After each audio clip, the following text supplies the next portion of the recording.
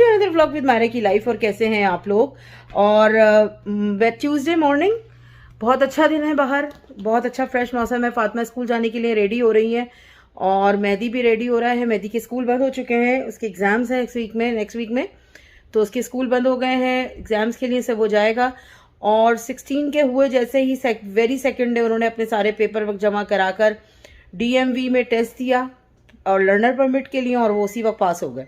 तो जैसे ही वो पास हुए उसके बाद DMV से ईमेल आई वेरिफिकेशन होने के बाद उनके सारे पेपर वर्क कि आप आके अपना लर्नर परमिट लेके जाइए, पिक्चर खिंचवाइए और फीस जमा करा दीजिए। तो उन्होंने हमें ट्यूसडे की अपॉइंटमेंट दी है। तो मैं और मेहदी जो है वो अभी DMV जाएंगे, department of motor vehicle. New York state का लॉ है आफ्टर 16 ईयर्स ऑफ ओल्ड आप परमिट के लिए अप्लाई कर सकते हैं। पहले पेंडेमिक से पहले सारे लोग जो है वो डिपार्टमेंट में जाके टेस्ट देते थे, लेकिन पेंडेमिक के बाद इन्होंने ये इजी कर दिया है कि टेस्ट जो है वो ऑनलाइन कर दिया है, लेकिन कैमरा ऑन होता है। आप अपना टेस्ट टाइम स्टार्ट कीजिए और कैमरे में बैठ जाइए और आप टेस्ट दे दीजिए, वो आपको बता देंगे आप पास हैं या फेल हैं। दिन में मेरा ख्याल से आप एक दफ़ा टेस्ट दे सकते हैं अगर फेल हो जाए, वैसे आप उसको एवरीडे रिपीट कर सकते हैं। मेहदी ने माशाल्लाह फर्स्ट टाइम अटैम्प्ट में ही इसको पास किया और उसको डेट मिली है। तो आज मैं और मेहदी जो है वो जाएंगी, चूँकि मेहदी अंडर 18 है तो पेरेंट्स का जाना ज़रूरी है, पेरेंट्स की चीज़ों का इन्फॉर्मेशन ज़रूर चाहिए, उनका कंसेंट फॉर्म भी साइन होगा।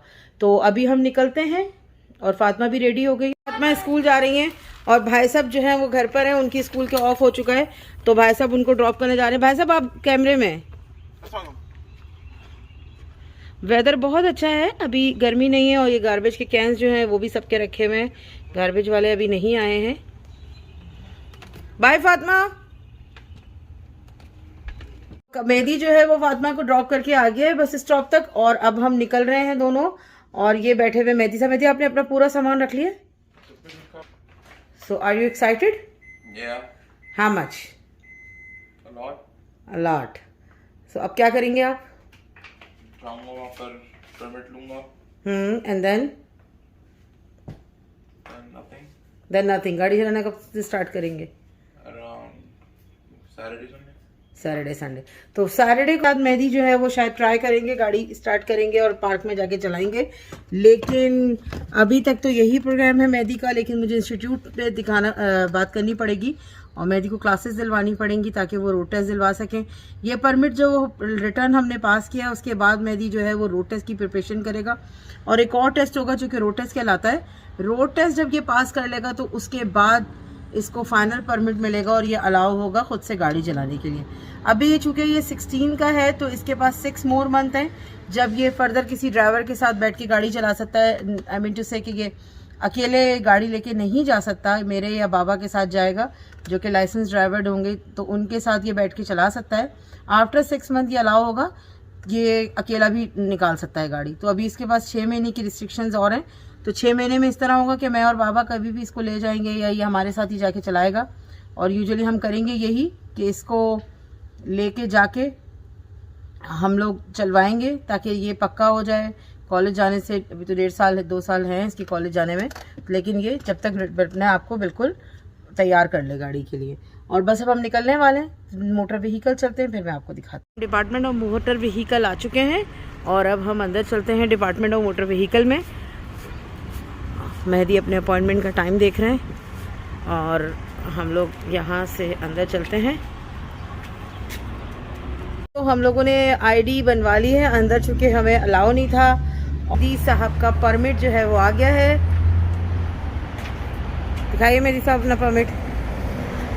और नाउ मेहदी साहब जो है लर्नर परमिट ले चुके हैं, अब वो अलाउ हैं ड्राइव करने के लिए, सीखेंगे और उसके बाद अपना परमानेंट लाइसेंस लेंगे इंशाल्लाह। तो चलें हम आगे घर की तरफ चलते हैं। और मोटर व्हीकल से वापस आके दोपहर में काफ़ी सारा काम किया, खाना वाना बनाया और अब शाम हो गई है और काजिम का जो है वो सुबह फाइनल है। तो काजिम साहब को मैं किचन में ही लेके बैठ गई हूँ और वो अपने फ़ाइनल की तैयारी कर रहे हैं।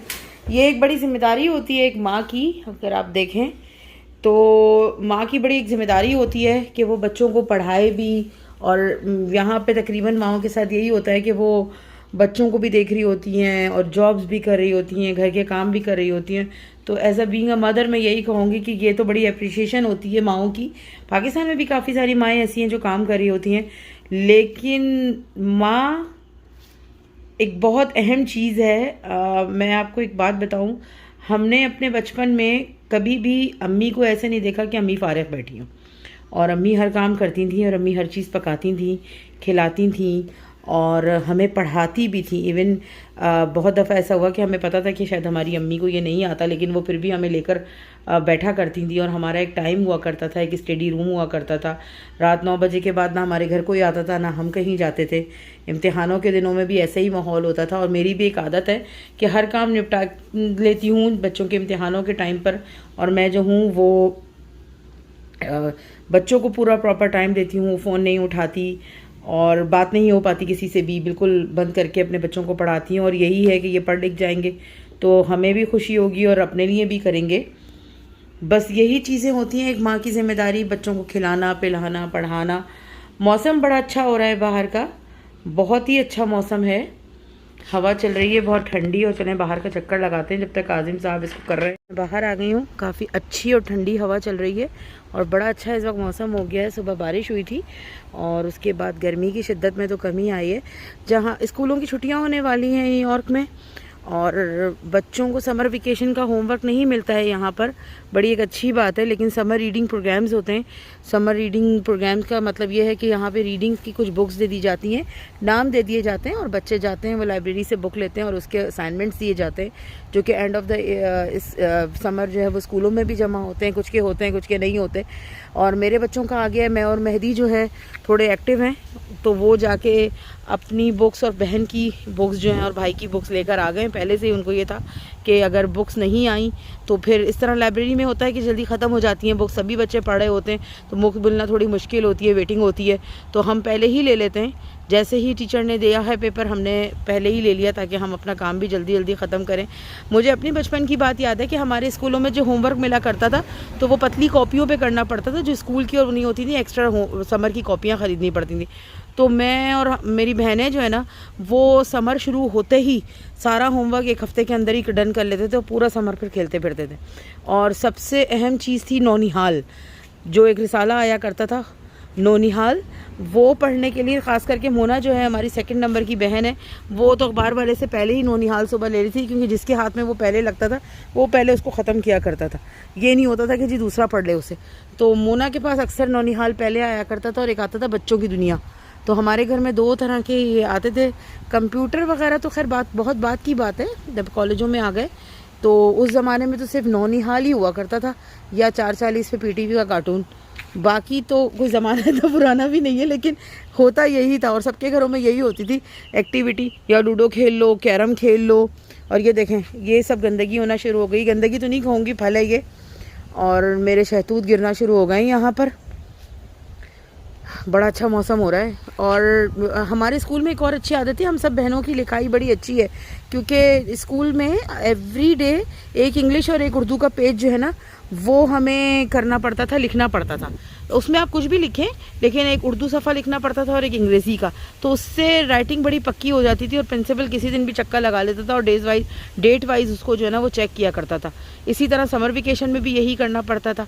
तो ये चीज़ें बड़ी काउंटेबल होती हैं। यहाँ तो बच्चे कंप्यूटर पे कर रहे हैं, राइटिंग्स इतनी अच्छी नहीं है। मेरी तो खैर मैं बच्चों को लिखवाती हूँ समर में क्या, मैं तो आम दिनों में भी लिखवाती हूँ। डिक्टेशन कराने की आदत है मुझे, तो मैं डिक्टेशन कराती हूँ।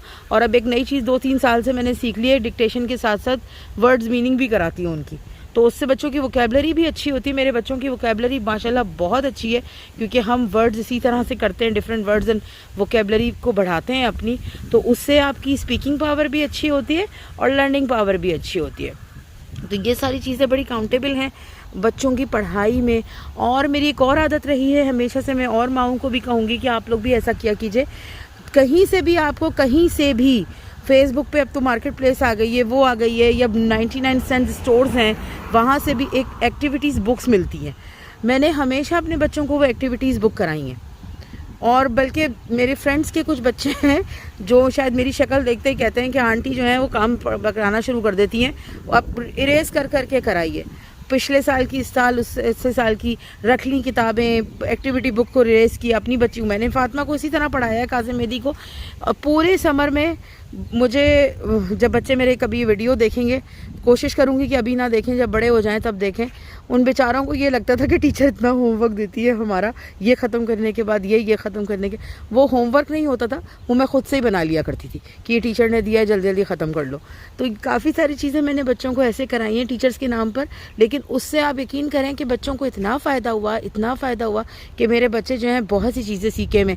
फ़ातिमा को अगर देखा जाए तो वो है तो ग्रेड 1 में, लेकिन इतनी एक्टिविटीज़ करती है, इतनी चीज़ें करती है कि उसको ग्रेड 2 का भी काफ़ी सारी चीज़ें आती हैं। और अब माशाल्लाह मैं समर में मैंने टीचर्स को लिख के कि पुरानी बुक्स मुझे दे दी जाएं जो ख़त्म हो गई हैं, एक्टिविटी बुक्स जो हैं वो दे दी जाएं, साइड वर्ड्स दे दिए जाएं, नहीं होता तो गूगल कर लेती हूँ।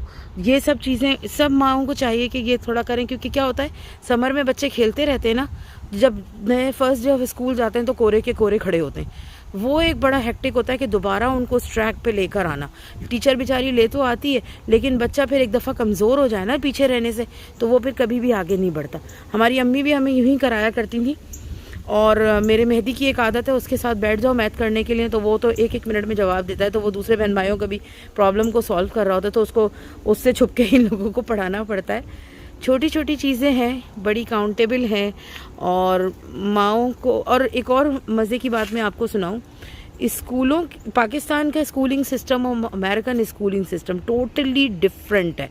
हमने तो वही बड़े बड़े जवाबात और फिर हाइलाइट्स कर करके उनकी हेडिंग से नीचे लाइनें, साइडों में लाइनें, इधर लाइनें, हेडिंग्स, फिर चीज़ें। मेरे जो फ्रेंड्स होंगे जो देख रहे होंगे तो उनको याद होगा कि कितनी मुसीबतें हुआ करती थी, और जी सवाल और जवाब, और ओ माय गॉड। यहाँ बहुत आसान है, बहुत ही ईजी है पढ़ाई, टीचर्स भी बहुत अच्छे हैं। मैं तो सलूट करती हूँ, हमारे कुछ टीचर्स हैं जिन्होंने हमें बड़ी मेहनत से पढ़ाया, ख़ास करके सुभानी साहब, सर सुभानी अगर मेरा वीडियो देख रहे हैं तो रियली रिस्पेक्टफुल, बहुत ही तमीज़दार, और क्या कहूँ उनके बारे में कोई अल्फाज नहीं है, बहुत ही तरीके से पढ़ाने वाले और बहुत ही आला टीचर। तो सुभानी साहब आपने बड़ी हम लोगों पे मेहनत करी है, और बहुत मेहनत की, और आप ही की मेहनत है जो हम अब इस काबिल हैं आज। तो हमारे जो टीचर्स होते थे ना, तो वो गुस्सा भी करते थे। यहाँ तो टीचर गुस्से का नाम ही नहीं लेते, बच्चों को किस तरह से हैंडल करते हैं। हम स्कूल, हमारे घर में छुट्टियाँ करा लो स्कूल की, अब्बू तो बहुत छुट्टी कराते थे, 1 मिनट में कहता था छुट्टी कर लो। गुल की भी बहुत छुट्टियाँ होती थी, मोज़े फेंक देती थी, चीज़ें छुपा देती थी। बचपन कितना प्यारा होता है, कोई नहीं इस चीज़ को समझ सकता। अब याद आती हैं वो चीज़ें, अगर अपने बच्चे करें तो बड़ा अजीब सा लगता है वो सब चीज़ें ना, कि ये क्या चीज़ है। लेकिन यहाँ पे तो बड़ा आसान है, बच्चे स्कूल जाने को रोते हैं, मेरे बच्चों को छुट्टी कराओ तो वो मुसीबत खड़ी कर देते हैं। और चलें अंदर चलते हैं, अंदर चल के काजिम साहब को जो है वो देखते हैं। वो अपनी माइक्रोस्कोप के पार्ट्स लिख रहे थे, कल उनकी साइंस का फ़ाइनल है, और उसके बाद इंशाल्लाह उनकी छुट्टियाँ हैं, फिर वो 24 को जाएंगे स्कूल। मैं अंदर आ गई हूँ और काजिम साहब जो हैं वो अपना लिख रहे हैं, और साथ में नोट्स भी रीड कर रहे हैं अपने। ये सामने आपको जो कंटेनर नज़र आ रहा है, इसमें सालन बना के मैंने रखा था, क्योंकि मेरी आदत है कि मैं कंटेनर्स में ही चीज़ें रखती हूँ। और ये देखें बिल्ली मेरी पड़ रही है, इधर फेस दिखाइए, can you show your pretty face please, no please, can you show your pretty face. बाबा यही कहते हैं ना आपको, इधर दिखाइए, can you show your pretty face, can you smile please, close your eyes, open your eyes, open your mouth, close. ये मेरा प्यारा सा बेटा है, पढ़ रहा है। अब तो इसकी खैर पिटाई नहीं होती पढ़ाई के वक्त, वरना शायद इसको अपना बचपन याद हो। ये होता था, और मेरा चाय का कप होता था, और मेरी चप्पल। बहुत पिटाई है बेचारा मुझसे। और मैं एक अजीब सी बात बताऊं, अब्बू जो हैं वो सही 5 बजे आ जाया करते थे, क्योंकि शायद अब्बू को भी पता था कि ये पढ़ेगा और ये पिटेगा, क्योंकि ये कहता था मुझे आता तो मैं दोबारा क्यों बताऊं, ये पढ़ेगा और पिटेगा। और अब्बू जो है वो 5 बजे से ही मेरे घर पे आ जाते थे, और कभी मैं बहुत चीख रही होती थी तो अब्बू मुझे अक्सर कहा करते थे, यार तुम इससे ज़रा आहिस्ता बात किया करो। और ये कहता था अब्बू मुझे पिटाई लगा रही हैं, या अब्बू मुझे मार रही हैं। तो अब्बू मुझसे कहते तुम इसको मारती हो, देखो है कितना सा बच्चा। मैं कहती थी अब्बू इसको पढ़ाऊँ ना मैं, क्या ये पढ़ता नहीं है, ये तंग करता है। तो फिर अब्बू कभी इसको भी कह देते थे बेटे क्यों सताते हो माँ को। लेकिन अक्सर फिर मेरी कोशिश होने लगी कि मैं 5 बजे से पहले ही इसको होमवर्क करा दूं, लेकिन ये भी बड़ा तेज़ था, ये टहलता फिरता था, बड़ी मुश्किल से मेरे काबू आया करता था कि पढ़ने बैठे अब्बू का वेट करने के लिए। और फिर अब्बू जो है इसे होमवर्क वगैरह करा करू के इसको अपने साथ ले जाते थे खाना खिलाने, क्योंकि ये हमेशा से खाने का भी चोर रहा है।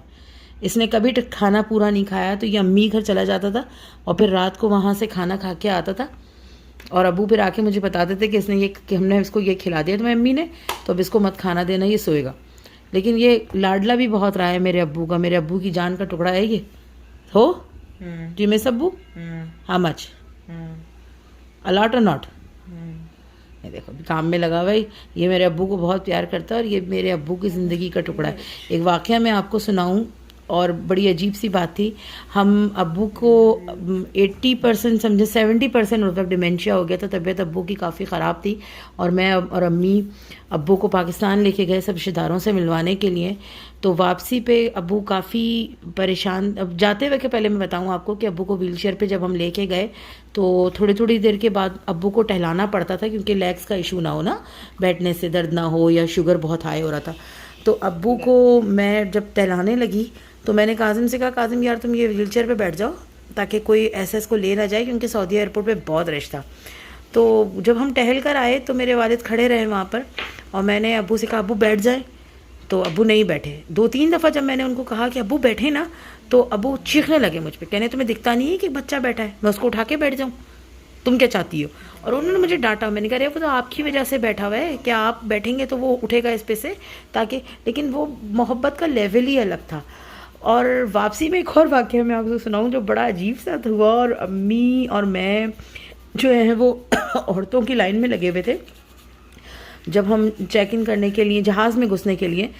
तो उसी वक्त ये अब्बू और काजिम जो है वो दूसरी तरफ थे, तो उसी वक्त जो है ना अजान होने लगी। तो मेरी अम्मी, और इतनी दूर लाइन नहीं थी, तो मेरे अब्बू ने चीख के मेरी अम्मी को आवाज़ दी और कहने लगे इधर आओ इधर आओ। तो सब लोग भी देख रहे थे, और देख के एकदम कहने लगे कि अल्लाह की सरजमीन पे खड़ी हो और अजान गवाही दे रही है, काजिम तुम गवाही दो कि तुम मेरे बेटे हो, तुम किसी के बेटे नहीं हो। और अब्बू अम्मी के लिए, और अम्मी भी देख रही हैं, सब देख रहे हैं और सब हंस रहे हैं और ज़ोर ज़ोर से कह रहे तुम गवाही दो, अल्लाह की सरजमीन पे खड़े हो तुम, और अजान गवाही दे रही है कि तुम मेरे बेटे हो, कहो जल्दी से बिल्लो तुम्हारा बेटा नहीं है। और ये एकदम से कहने लगा अब्बू मैं आपका ही बेटा हूँ, और फिर इसको गले लगा के प्यार करने लगे। तो आप माँ बाप की मोहब्बत का कोई मुकाबला नहीं है, बल्कि माँ बाप के ही तो नाना हुए, और नाना की मोहब्बत का कोई मुकाबला नहीं है। और मेरे वालिद ने और मेरी अम्मी ने मेरे बच्चों को इस कदर चाहा है, और सबके नाना नानी चाहते होंगे। मैं शायद अपना देख रही हूँ, हमारे नाना नानी भी हमें बड़ा प्यार करते थे। हमारे नाना छोटी छोटी गुलाब जामुने, मुना गुल, अगर तुम दोनों को याद हो ये बात, छोटी छोटी गुलाब जामुने और मिठाई के अलग अलग डब्बे लाया करते थे हमारे लिए, चीज़ें अलग अलग लाया करते थे, नानी लाती थी, बड़ी मोहब्बत थी। लेकिन माँ बाप की और नाना नानी की मोहब्बत का तो शायद कोई मुकाबला ही नहीं है। मेरे अब्बू जितना प्यार तो शायद इन्हें दुनिया में मैं भी ना कर सकूँ। इनको प्यार करना, इनसे बातें करना, इनकी चीज़ों का ख्याल रखना। इसकी सालगिरह पे मेरे अब्बू जो हैं वो बीमार थे उस वक्त, तो हम लोग यूजुअली सालगिरह वीकेंड पे करते हैं, और इसकी सालगिरह जुमे के दिन थी, बल्कि जुमेरात के दिन थी। तो अम्मी ने कहा कि इसकी सालगिरह वीकेंड पे होगी, तो मेरे अब्बू अम्मी से लड़ने लग गए, कहने लगे क्या किस चीज़ का इंतज़ार कर रही हो, मेरे मरने का इंतज़ार कर रही हो, केक नहीं काटना, चलो तुम नहीं जा सकती क्या? और अम्मी बेचारी मेरा कच्चा सामान लेके सारा मेरे घर पहुंची कि जी इसकी सालगिरह का केक काटना है। और आप यकीन करें मेरे अब्बू की इतनी वो मोहब्बत, और उसी रात इतना टाइम हुआ है कि अम्मी घर गई हैं अब्बू को लेके, और मैंने से बर्तन धोना शुरू किए हैं, सब चीज़ें समेटी हैं, और मेरी बहन का फ़ोन आया कि अब्बू की तबीयत ख़राब हो गई, जल्दी से अस्पताल चलना है। और एकदम से मुझे डर लगा यार ये क्यों कह रहे थे वो अभी बैठे हुए। और बस फिर जब वो अस्पताल से आए उसके बाद इसकी दोबारा उन्होंने सालगिरह की, कभी मौका लगा तो मैं पिक्चर्स आपको शेयर करूँगी। बहुत मोहब्बत आखिरी वक्त तक इससे, मतलब जिस रात इंतकाल हुआ है उस रात भी मेरे बेटे को गले लगा के ज़ोर ज़ोर से आहें भर रहे थे, और मैंने कहा भी आप इसको इतना प्यार करते हैं, आप जानते हैं इसे, तो मुझे हटा रहे थे अपने पास से, जबकि मुझे पता था कि जो है वो। और मैं आपको एक और बात बताऊं कि एज अ वर्किंग मॉम मैं काम करती थी, ये बहुत छोटा था और इसको ना एज़मा हो जाता था और सांस चलने लगती थी, तो अक्सर स्कूल से ऑफ होता था, और जाहिर बात है स्कूल से ऑफ करते थे या छोटा था जब नहीं जाता था, तो मैं छुट्टी कैसे करूं। तो अक्सर ऐसा हुआ है कि ये बुखार में हो रहा है, सांस चल रही है और मुझे जॉब पे जाना लाजमी है, तो मैं अब्बू इसको लिटाया और अब्बू के घर ले गई और अब्बू से कहा अब्बू इसको खाने। अब्बू मुझसे इतना कहते थे, हाँ तुम जाओ बेफिक्र हो जाओ, चुडे चरोटे तुम यहाँ लेटो, चरोटे तुम यहाँ लेट जाओ, मैं इसको देख लूँगा। खाना खिलाना, पानी पिलाना, दवा खिलाना, और इसको लेके वो लेटे रहा करते थे। बड़ा प्यार, बहुत प्यार जिसे कहते हैं ना, मेरे बच्चों को मेरे ननियाल से मिला है। खालाएँ भी ऐसे प्यार से उठाए, जबकि इतनी शरारतें करते हैं ये खालाओं के साथ, लेकिन आप यकीन करें एक फ़ोन करें तो सब खालाएँ खड़ी हैं, और बिगाड़ी भी हुई है खालाओं ने। ये तो ख़ास करके बहुत बिगड़ा हुआ है, इसका नाम है छोटा चूहा। मैं अपने चूहे को बहुत प्यार करती हूँ और अब मेरे चूहे को थोड़ा सा मैंने पढ़ाना है, तो चलें इंशाल्लाह फिर आप लोगों से बात होगी। अगर आपको मेरा ये ब्लॉग अच्छा लगा हो तो प्लीज़ लाइक कीजिएगा, शेयर कीजिएगा और सब्सक्राइब कीजिएगा मेरे चैनल को। अल्लाह हाफ़िज़।